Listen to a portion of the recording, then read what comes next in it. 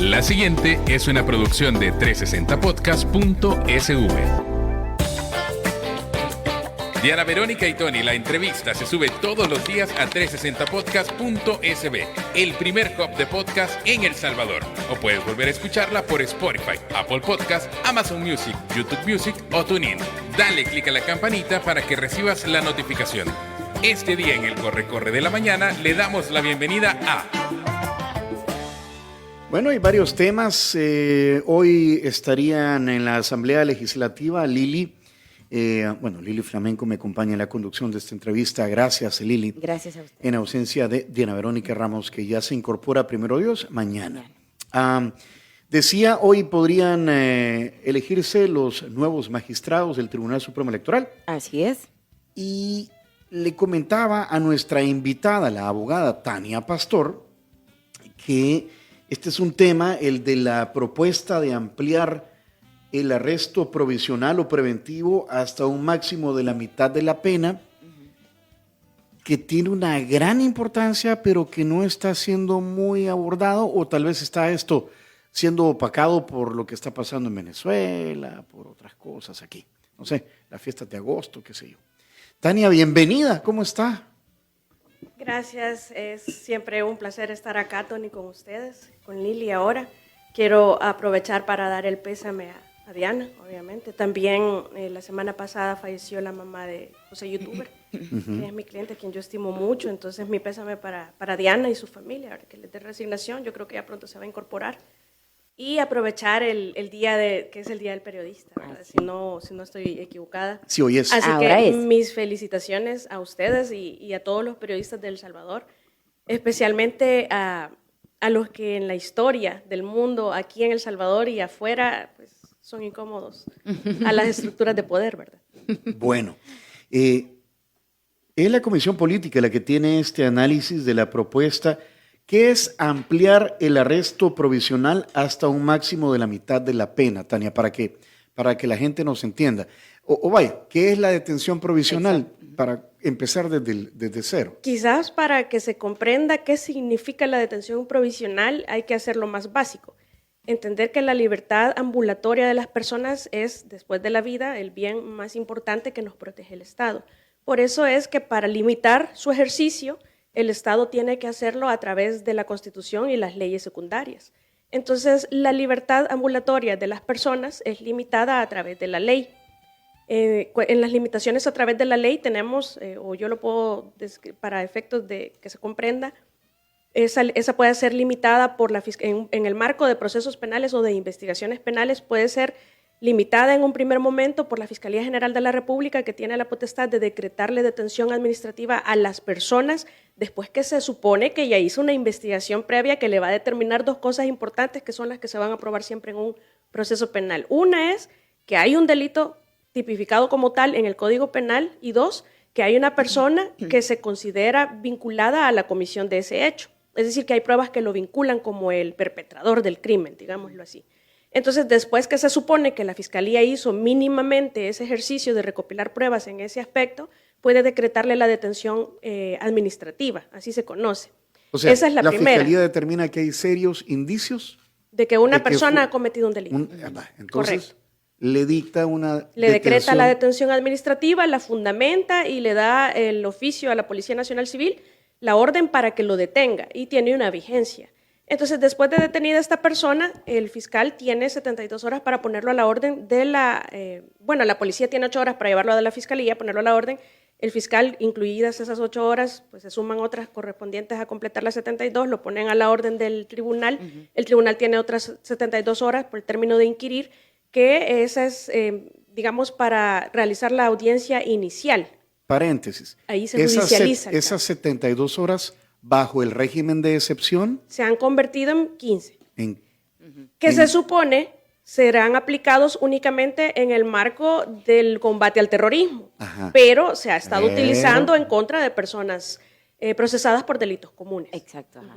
Entonces, ahí un primer paréntesis, ¿verdad? Luego, ya judicializado el caso, el juez que tiene a su cargo la realización de la primera audiencia en el proceso penal, que se conoce como audiencia inicial, el juez puede decidir si esta persona tiene arraigos suficientes y si hay peligro de que entorpezca o no la realización normal del proceso y de los testigos y incluso la víctima, y decide si entonces amerita continuar detenido, porque hay algo importantísimo que no debemos perder de vista, y es que la detención de una persona es la última opción, no es la regla general. La regla general es la libertad o las medidas sustitutivas a la detención provisional, y la excepción es la detención, al contrario a lo que estamos viendo actualmente, ¿verdad? Que la regla general se ha convertido en la detención y luego investigo a ver si tal vez sos culpable. Entonces se está vulnerando este tipo de detención. Sí, porque para que el juez pueda, para que cualquier autoridad pueda limitar por ley esta libertad ambulatoria de las personas,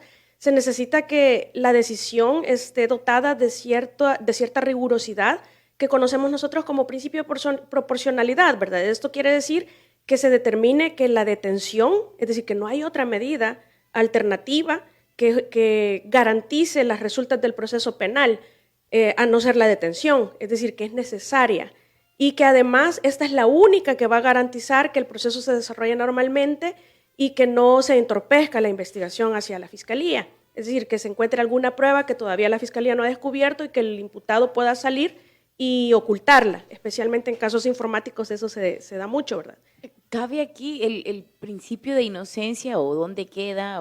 Es que por eso, para romper, es decir, no se rompe, el principio de inocencia se enerva o se destruye hasta ya la condena, prácticamente, porque ya vamos a llegar a esa parte, pero es decir, el juez tiene que decidir si la medida de la detención es necesaria, es idónea y es proporcional en el sentido estricto de la palabra proporcional. Entonces, si se reúnen esos tres requisitos porque no hay otra medida que pueda garantizar que el imputado se va a someter al proceso y que no va a entorpecer la investigación, entonces la obligación del juez es dejar a la persona en libertad. Pero mayoritariamente hay muchos jueces buenos, pero hay muchos que dicen mejor hay que quede, ¿verdad? Cuando son delitos graves, y ya la Corte ha dicho de que el hecho que sea un delito grave no implica de forma directa que hay que dejar detenida a la persona. Esa es la segunda. Ajá. Vaya, entonces viene el juez y determina que la persona va detenida provisionalmente. Y decreta la detención provisional, correcto. ¿Cuáles son los plazos que hoy por hoy rigen esa detención provisional que le permiten a la Fiscalía ir a investigar más y volver ya con un montón de pruebas o argumentos? Esa parte es interesantísima, Lili, Tony, a todos los que nos escuchan, porque después de pasada, la primera fase del proceso penal o la primera instancia tiene para llevarse a cabo 3 audiencias: la audiencia inicial, la audiencia preliminar y el juicio propiamente tal, que se conoce también por vista pública. Entonces, en la etapa intermedia o etapa de instrucción o etapa de investigación, que es lo mismo, su nombre mismo lo indica, es la etapa para investigar, es la etapa para recolectar prueba. Aquí tenemos una idea mal incrustada en la mente de la Fiscalía General de la República, y lo digo con propiedad porque estuve ahí, es de que no vamos a hacerle el trabajo a los defensores. Y es que no se trata de hacerle el trabajo a los defensores. La Constitución mandata que el Ministerio Público Fiscal recolecte la prueba de cargo y de descargo en el marco de la investigación de un proceso penal. Eso quiere decir que se va a poner a disposición de las partes dentro del proceso penal toda la prueba que se recolecte, tanto que sirva para acusar como que sirva para defender, porque se supone que el fiscal general de la República y sus auxiliares, hasta el momento en el que se acaba esa instrucción, etapa de investigar que puede durar, antes de las reformas era 6 meses, prorrogables por 6 meses más. Luego decretaron que se podían dar 2 años más y ahora quieren aumentarlo a la mitad del máximo de la pena de los delitos que se persiguen. Entonces ya estamos hablando de 3 años de personas detenidas, que se presumen inocentes. El problema es, uno, que se le está cargando al procesado la ineptitud estatal de investigar y de juzgar. Y 2, estamos violando la presunción de inocencia. Eso es importantísimo. Entonces, el problema es que en esta etapa de investigación se supone, digamos que la idea o el espíritu de la reforma viene encaminado a que la Fiscalía tenga oportunidad de investigar por más tiempo, porque no les alcanza por el recurso humano tan limitado que tienen. Lo que sucede es, al final del día, que ya se acaban los 2 años y cuando ya se van a acabar los 2 años, empiezan a solicitar diligencias. Entonces no es tan cierto que necesitaban los 2 años, sino que simplemente ahí dejan los casos. Y por alguna razón que no está limitada únicamente al limitado recurso de personal, esos casos, por ejemplo, cuando se da un sobreseimiento provisional, se supone que en la etapa de instrucción, se supone que, o en la inicial, el juez le da, o la ley le da a la fiscalía 1 año para que termine de investigar lo que no alcanzó, entre comillas, a investigar en el periodo de instrucción. Pero ¿qué pasa? Generalmente, todos los que litigamos y que andamos en la calle lo sabemos, porque hasta que estuve en la fiscalía yo lo sabía porque lo miraba en otras personas, es que cuando ya falta 1 mes o 1 día incluso para que acabe el año, empiezo a pedir diligencias y llego y pido la reapertura ante el juez. Mira, aquí están las diligencias, tuvieron 1 año. Entonces, les vas a dar al final 10, 20, 30 años y no van a investigar. Ajá. ¿Y quién tiene que cargar con esa factura? ¿El procesado? Definitivamente no. O sea que, a ver, para entender, primero son 6 meses, pueden pedir 6 meses más de detención provisional. Eso era como estaba antes. Y ahora, y 2 ahora años, son 2 años. 2 años más, son 3 años. O sea que 3 años, el expediente de una persona puede estar en un rimero de folders en el escritorio de un fiscal sin que vea o analice o busque algo del caso. No en el del fiscal, es más grave, es en el del juez. En Lo el que del juez. sucede es que yo me opongo a que los jueces estén autorizando estas prórrogas cuando no se haya visualizado una verdadera actividad investigativa de la fiscalía. Es decir, hay fiscales que llegan, se les acaba el año y no hicieron nada, y después es que necesito otros 6 meses porque el caso es complejo. En algún momento... El juez no debería de autorizarlo si el fiscal no ha investigado nada Y antes. en algún momento se decía de que también ocurría porque los fiscales tienen demasiados casos. Es que esa es una de las justificaciones y es y que válida. no dan abasto. Claro, yo les pongo un ejemplo. En la unidad de patrimonio privado me comentaba alguien que ya van alrededor del caso, si no me recuerdo mal, 6,000. Entonces, si nosotros dividimos 6,000 en un aproximado de 20, 25 personas en una misma unidad, estamos hablando de que es una maquila y que es imposible humanamente para el fiscal llevar esta cantidad de casos y ser diligente en todos. Entonces, ¿por qué no mejor fortalecemos a la fiscalía? ¿Por qué no mejor le dotamos de más recursos y de independencia especialmente? En lugar de estar cargando ¿Cómo a los sería con procesados. independencia? Con independencia, que el presupuesto esté asignado por Constitución y que no se pueda remover al titular de esta institución si no es a través de un referéndum revocatorio, pero sería de reformar la Constitución o conformar una comisión especial que sea la encargada de remover a este tipo de funcionarios contralores, que no sea como lo vimos en el 2021, que no es que estén en desacuerdo que se haya hecho lo que se hizo, porque en mi opinión el fiscal anterior estaba definitivamente materialmente vinculado, al igual que todos los candidatos actuales para el Tribunal Supremo Electoral, pero entonces es como una garantía de que el funcionario en su cargo va a ser más independiente y va a ser más objetivo. Porque lo que tenemos ahora es fiscales que solo llegan o a veces a seguir, es decir, no solo se trata de la limitación de personal, también es decir, el presupuesto es importante, pero también muchas de las veces es selectividad en la justicia de procedencia por el orden político partidista, porque generalmente quien pone el fiscal general es quien prácticamente lo va a dirigir, y si no haces lo que yo digo o no te comportas en el orden debido, entre comillas, entonces pues yo te voy a remover y voy a poner otro fiscal general, ¿verdad? Ese podría ser un mensaje no muy sano para una institución que debería de dotarse de... Es decir, el éxito que tuvo, por ejemplo, las CICIAS en Guatemala se debió precisamente a todas esas independencias que tenía, independencia financiera, funcional, económica y financiera, de trabajo, no los podían remover allí mismo. Al final sí los quitaron, pero esa independencia les convertía en los seres más diplomáticos porque se llevaban bien con todos. Y sin embargo los estaban investigando y no tenían el temor de que los iban a quitar de la noche a la mañana o que la investigación iba a estar llena de corrupción, ¿verdad? Al final se abusó del poder y esa es otra historia, pero la autonomía, la independencia financiera, la autonomía funcional, la independencia financiera y la garantía en el cargo puede garantizar un trabajo más objetivo e independiente. Entonces, Tania, esa es la situación ahorita, ¿verdad? Hasta 3 años. Y solo para cerrar hay una tercera forma de detención o de limitación de la libertad de las personas que reconoce la Constitución, y es la detención en flagrancia que podemos hacer nosotros los ciudadanos. Cuando está alguien cometiendo un delito y nosotros mismos podemos capturarlo y tenemos la obligación de llamar a las autoridades competentes para que lo detengan, ¿verdad? Y también la policía, en flagrancia, pueden detener a las personas y remitirlas a la Fiscalía General de la República, ¿verdad? Vaya.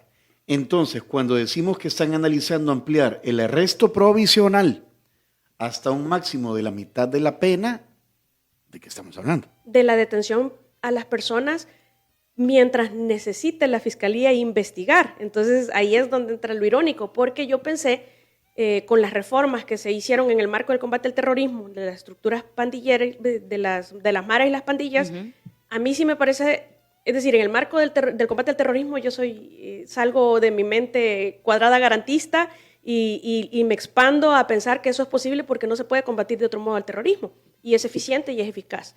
Pero cuando trasladamos esto al ámbito del procesamiento penal común, es decir, por delitos comunes, ya estamos transitando no de un hipergarantismo hacia un extremo opuesto en donde se hacen prevalecer los derechos de la víctima. Esa es la idea que nos están vendiendo. Pero lo cierto es que lo que se está haciendo es transitar hacia un estatismo o un beneficio hacia el Estado, un beneficio estatal. Ya no es hipergarantismo, ya no es la víctima, sino que es el Estado. Entonces, es decir, ¿hay o no una separación en procesos comunes? No hay una separación, porque precisamente estas reformas buscan unificar el procedimiento contra terroristas y contra procesos penales comunes, hacerlos prácticamente iguales. Entonces, pero eso es una facilitación del trabajo de la Fiscalía. Se está buscando como transitar del mecanismo.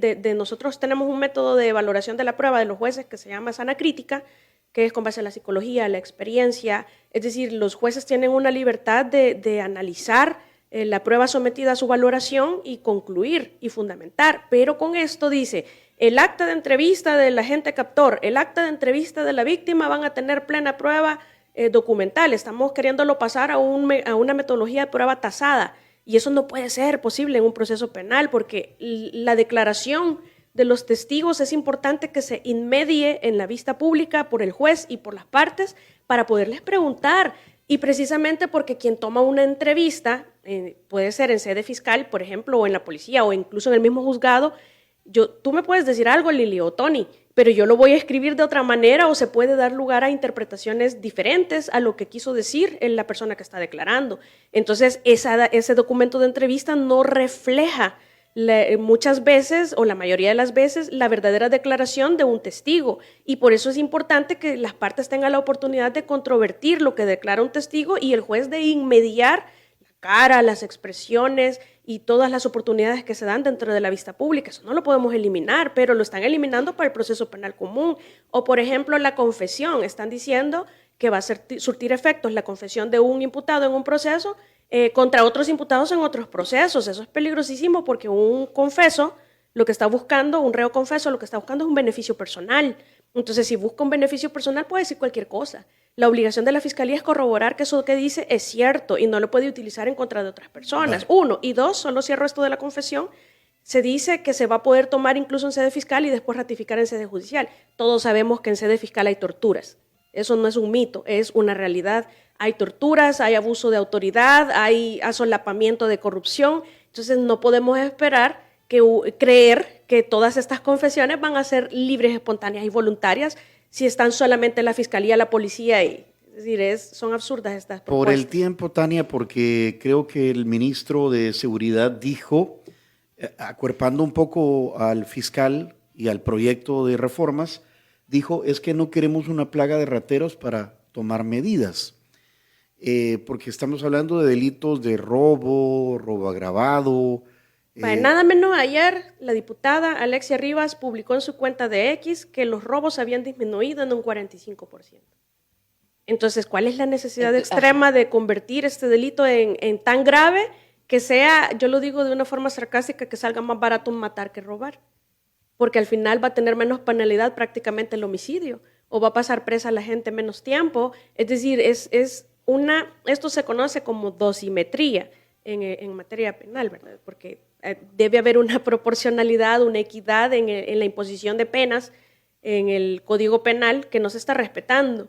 Por ejemplo, si el Bueno, robo sube a partiendo- 20,000 son dólares. Son delitos contra el patrimonio, ¿verdad? Exacto, no estamos tutelando ni la vida ni la salud de las personas, como para convertirlo en un delito tan grave que tenga la misma penalidad que un homicidio o que tenga una pena de prisión más alta que muchos casos de corrupción en donde se matan a las personas de hambre por robarse el dinero de la gente. Entonces, ahí no se respeta eso, no es cierto. Es decir, se oye bonito que nos digan, vamos a meter 20 años preso a quien te robe. Yo odio a los ladrones. Y más porque es decir, nos cuesta. Y que solo vengan a querernos arrebatar un celular o a querernos arrebatar una laptop cuando nos abren el carro, etcétera. Pero es absurdo creer que vale pena de cárcel igual que un homicidio. Es decir, no tiene sentido. Y, por ejemplo, también en el delito de estafa se está eliminando la posibilidad de conciliar. Y entonces, ¿qué Y si es estaría, delito patrimonial, ¿qué quiere uno? y entonces, ¿qué El dinero. estaría detrás de estas reformas o de esta iniciativa? A mí me parece, en este caso, sí, un populismo punitivo puro. Se oye bonito. Entonces, si no es cortina de humo, pues entonces es populismo punitivo puro. Se buscan aplausos o se busca un reconocimiento a la labor de una institución que realmente, pues la gente ya la está aplaudiendo. Es decir, yo Por el creo que régimen. por el régimen, exacto. Entonces, sí se oye bonito porque es un discurso, es una narrativa que le hace digamos, una figura de seguridad a las personas. Hey, 20 años, está bueno, los ladrones, ¿verdad? Desgraciados ladrones. Pero no lo podemos, es como cuando hace años la ex diputada Patricia Valdivieso del Partido Arena Sí. propuso una reforma al maltrato animal y le quería poner 8 años de cárcel, pero el maltrato infantil tenía 2 años de cárcel. Entonces, eso mismo está pasando ahora. No puede tener más pena, por mucho que yo amo los animalitos, pero no pueden tener más pena el maltrato animal que el maltrato infantil, porque entonces, haciendo una analogía, sale más barato maltratar a un niño que un animalito, ¿verdad? Según eso que querían hacer hace años. Es exactamente Hay igual una ahora. desproporción. Hay una delito- desproporción, se percibe. ¿Cuál es la diferencia entre robo y robo agravado? Digamos, hay situaciones agravantes como que se cometa por varias personas o que sea un funcionario público el que comete el robo. No recuerdo exactamente si en el robo se incluyó, porque esa parte es positiva, que se incluya, porque yo siempre había dicho, los delitos de corrupción tienen menos pena que los delitos de particulares con relación al mismo bien jurídico tutelado, ¿verdad? Pero ahora incluyeron a los funcionarios públicos en la comisión de estos delitos. Entonces también son sujetos activos, es decir, son personas que pueden cometer estos delitos. Pero están dejando, es decir, ahí volvemos al tema de la dosimetría penal, estamos dejando todos los delitos de corrupción hasta con penas más bajas que un robo agravado, por ejemplo. Entonces, ¿cómo puede ser más grave un robo agravado que un delito de peculado, por ejemplo, un delito de Entonces, enriquecimiento en estas ilícito? reformas, ¿qué delitos serían? O sea, ¿qué penas y qué plazos? Hurto, robo y estafa. Hurto, robo Delitos y estafa. patrimoniales. Son delitos que, si bien es cierto, a todos nos preocupa nuestro patrimonio y que estamos en una situación económica difícil, están poniéndole trabas un poco absurdas, porque los que litigamos, los que hemos litigado, por ejemplo, casos de estafa, tanto parte acusadora como parte defensora, sabemos que al final el caso tiene una resolución patrimonial. Yo restituyo el dinero, una indemnización, quizás ya pagó un tiempo de cárcel y al final del día lo que la gente quiere es su dinero. Más allá de que esté presa la persona, pero también quiere su dinero, y si quitamos la posibilidad de conciliar, entonces van a meter presa a las personas y ya presa la persona, de todos modos voy a estar preso, ¿para qué le voy a devolver la plata? Entonces esa es una lesión a la víctima. Por eso es que yo digo que lo que van buscando es populismo punitivo, es decir, agradar a la gente con un discurso y además trasladar el proceso contra terroristas a un proceso penal común para que la fiscalía no tenga difícil el trabajo. De por sí, muchos jueces, muchos ya le hacen el trabajo a la fiscalía, desde siempre, eso no es nuevo, que la fiscalía no necesita ni investigar ni hacer ningún esfuerzo de razonamiento en las audiencias argumentativo, porque ya los jueces están de su lado, ¿verdad? A veces es lamentable que uno llega a las audiencias y dice, voy a ver quién es mi contraparte, porque también dependiendo de quién es el juez, pues ya sabemos si va a haber o no va a haber tranza. Lamentablemente es así, y los que andamos en la calle lo sabemos. No tenemos prueba porque no somos los corruptos que andamos corrompiendo jueces. Vaya, pero antes de ir a la pausa, para que la gente entienda un poquito más en español, ¿qué le podría pasar a una persona que se robó un vehículo, vaya, y que fue capturado y que le decretan detención provisional? ¿Cuál sería su destino? Pues puede pasar, mientras le investigan su caso, puede pasar años y años y años antes de que se determine que acaso es inocente.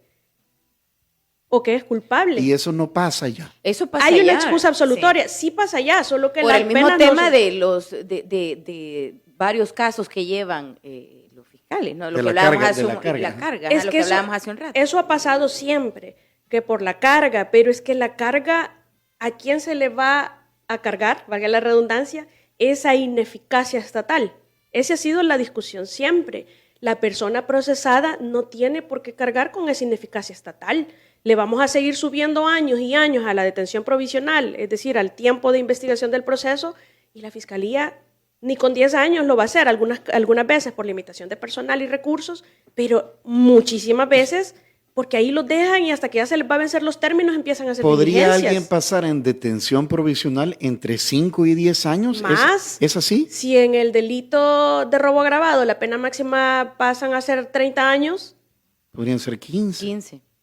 pero vaya, O sea, y es como ahí hay una sente- contradicción. Es como Es como una sentencia Una anticipada, sentencia. claro que lo es. sentencia sin, o sea, una pena sin sentencia. Es una sentencia anticipada, así se le ha conocido siempre en las discusiones de los doctrinarios.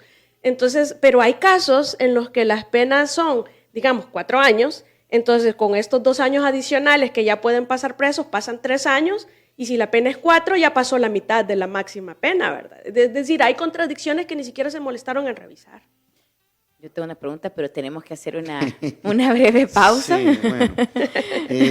Antes, le hacemos entrega de un cherito café a Así Tania Pastor. es. A ella le gusta venir aquí por Viene el... Sí, Me Ya- encanta siempre le el hacemos café, ahí la el propaganda a cherito Jorge café. para que le pidan el cherito café, que es Así muy es, bueno. Que Estamos- puede ser un zampacho, Black Honey, de la finca Las Veraneras, O también semilavado de la finca La Palma. un pacas semilavado. O un pacas, semilavado. Y pues usted puede contactar a Cherito Café en sus redes sociales, Instagram y Twitter como @cheritocafé.sv. Esto ya está aquí también el desayuno de San Martín que vamos a compartir con Tania Pastor. Las vacaciones se disfrutan mejor en San Martín. Con los productos de temporada está el pan con chumpe, elaborado con pechuga de pavo Qué rico. marinada, horneada, con aguacate, rábano, curtidito, la salsa Ay, ya me especial. dieron ganas. Mientras más salsa le ponga a uno, mejor. Para chuponear. Está el platón típico con 2 empanadas de plátano, 2 pastelitos de vegetales, estos son los pastelitos de chucho. Los chuchitos. Ajá. 2 mini enchiladitas, 2 mini pupusas de frijol con queso, 3 tostaditas y sticks de yuca frita. Todo eso en San Martín. Todo eso en San Martín. Yo ya me he comido ese platón. Delicioso, Es ¿eh? que usted sabe, A mí Tania, me que encanta el desayuno con lorocos en San Martín y la omelette de sí. claras. Lili tiene el superpoder de comer y no engordar. Ese es un superpoder, Lili. No crea, no Porque crea. es especial para los La hombres. clave es los blusones, ponerse así flojita la ropa. Bueno, gracias a las amigas de Línea Rosa que trajeron esto a la cabina, Lili. Así es, siempre hay una conductora para ti y usted puede pedir su viaje de la forma más fácil al 62004491. Línea Rosa también tiene su app, seguridad, comodidad 24/7. Ya volvemos.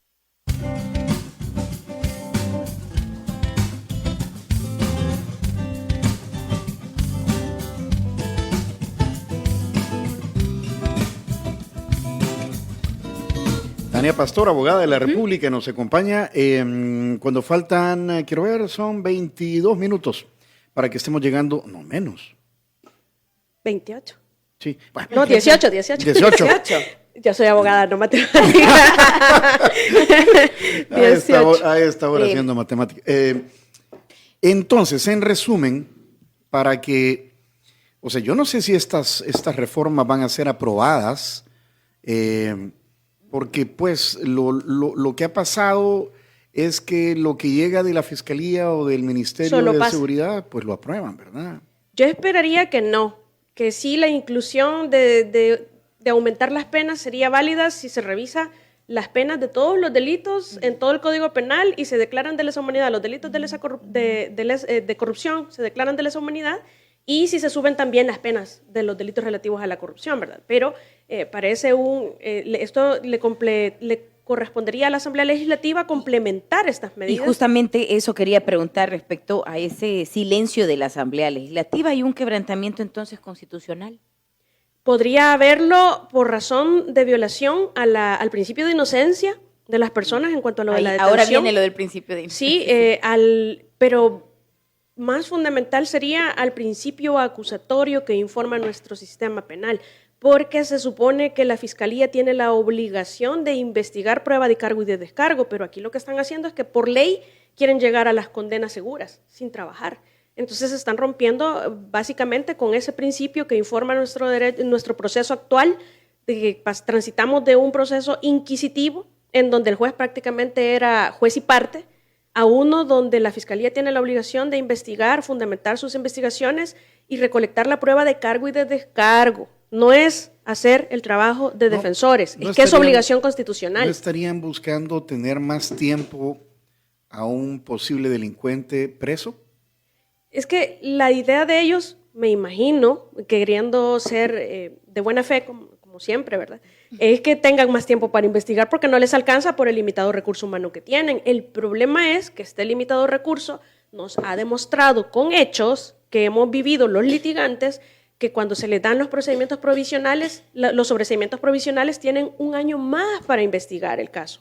Y llegan a la última semana, a los últimos 3 días, hasta al último día a pedir realización de diligencias, cuando tuvieron un año entero, entonces, y solicitan la reapertura del caso para llevar a la gente a juicios. Y los jueces les están dando y ni tienen la diligencia. Entonces, ¿cómo un fiscal puede fundamentar una acusación si no tiene la prueba? Y eso pasa mucho desde hace ratos con los peritajes. Llegan los fiscales, se supone que por principio acusatorio y por nuestro modelo actual y la obligación constitucional de la Fiscalía, se supone que el fiscal que investiga un caso pierde esa imparcialidad de la que debe estar dotado durante todo el periodo de investigación al momento en el que decide o se decanta por acusar, cuando ya se acaba la instrucción o el periodo de investigación y tiene toda la prueba sobre la mesa, la de cargo y la de descargo.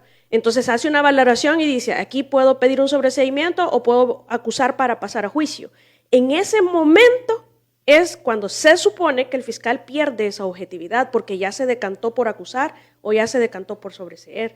Allí sí tiene que ser un ser parcial y además siempre objetivo hacia su causa, pero antes no es hacer el trabajo del defensor, es hacer lo que le manda la Constitución, prueba de cargo y de descargo.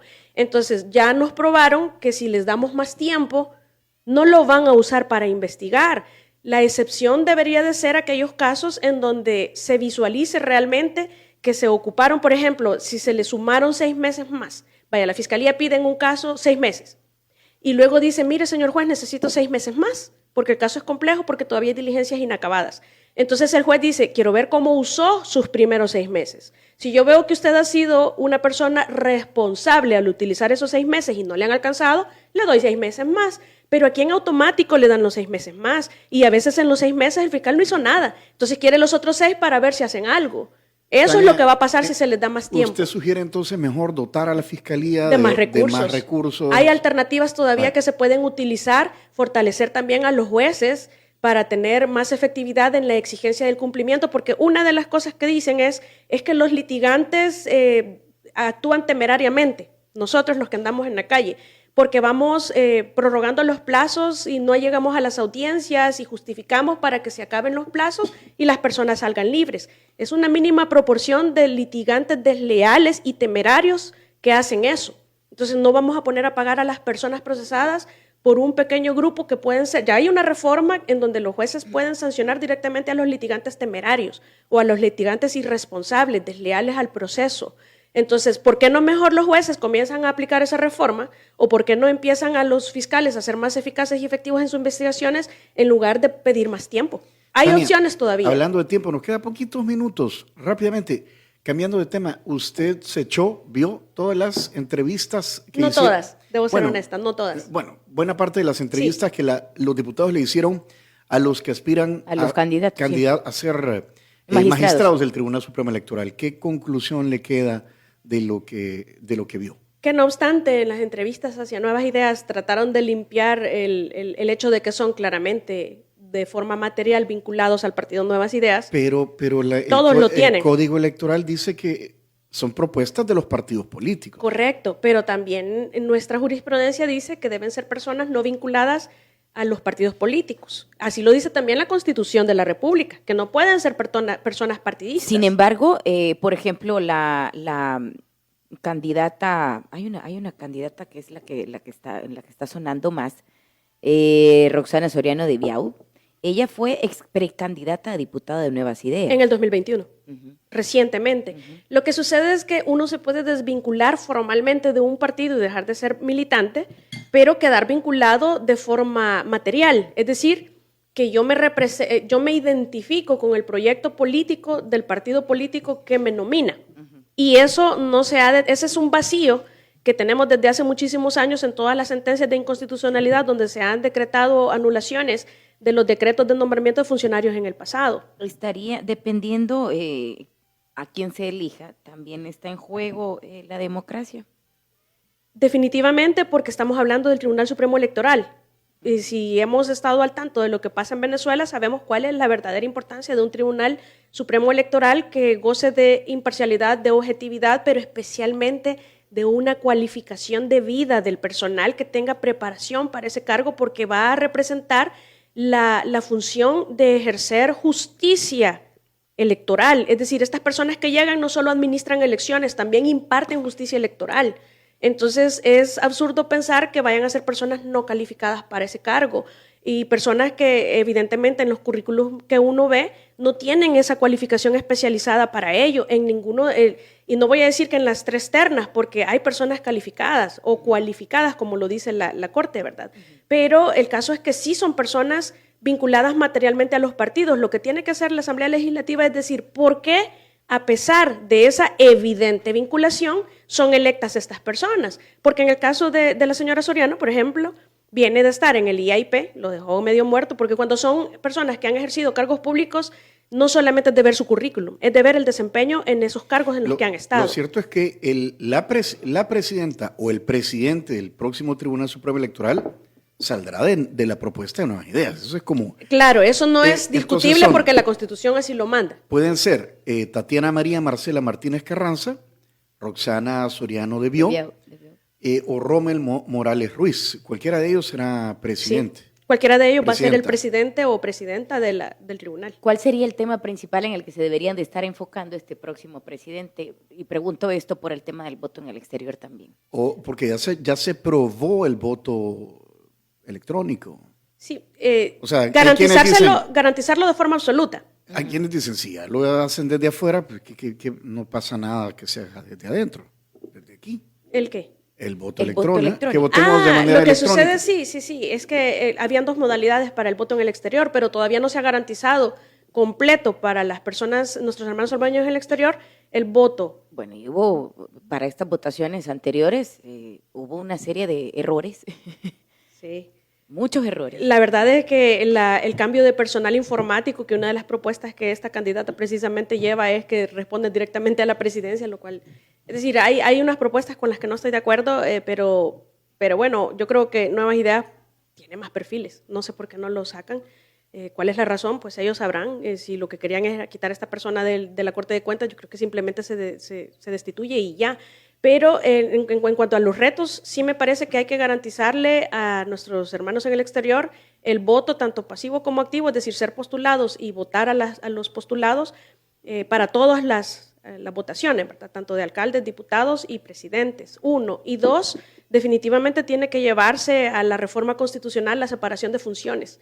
No podemos seguir con jueces y parte dentro del Tribunal Supremo Electoral, que es lo mismo que pasa en la Corte de Cuentas de la República, ¿verdad? Los que administran también son los que imparten justicia.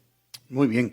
Quiero ver qué otras propuestas. Bueno, en la Corte Suprema de Justicia tiene derecho a presentar también 2 ternas y luego los 2 partidos políticos que quedaron de segundo y tercero, que en este caso son Arena y el FMLN. El FMLN que no tiene ni diputados, pero ahí están, ¿verdad? Hablaban de reformar el 208, yo les digo, eso es demasiado traumático, no podemos tomar la Constitución como si fuera cualquier ley y empezar a reformarla cada vez que queramos, ¿verdad? Aquí veo a Selim Alaví. Para nadie es un secreto su vinculación material. Selim Alaví es de Arena. Claro. O en su momento. No que sea de Arena, que se identifica, aunque no esté afiliado, que se identifica con el proyecto político de Arena. ¿Y quién era Walter Araujo? Pues? Claro. Es exactamente lo mismo, por eso es que se dice que las 3 ternas son eminentemente político-partidistas. Entonces, según las sentencias de la sala, no son elegibles o son inelegibles. Y si los eligen, van a tener incompatibilidad con su obligación de independencia. Eso es lo que se presume y eso es lo que se trata de evitar. Por eso es que, pues, si se pusieron de acuerdo. Incompatible. Sí, se pusieron de acuerdo, esa es la única explicación. Y al final van a llevar, porque los candidatos de la Corte Suprema de Justicia, pues yo creo que todos estamos conocedores que van a ser siempre, van a sumar mayoría con el de nuevas ideas que quede, y probablemente el Código Electoral lo modifiquen para que la mayoría no sea 4-1, sino que 3-2. Pero vaya, dentro de los males el menos malo, ¿verdad? Yo creo que es mejor eso a que toquen la Constitución.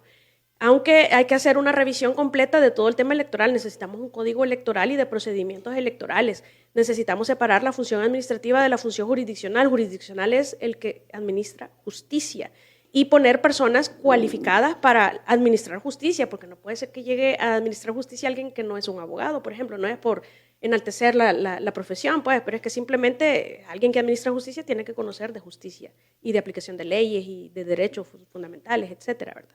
Bueno, Tania, gracias. Faltan 5 minutos a las 9 de la mañana.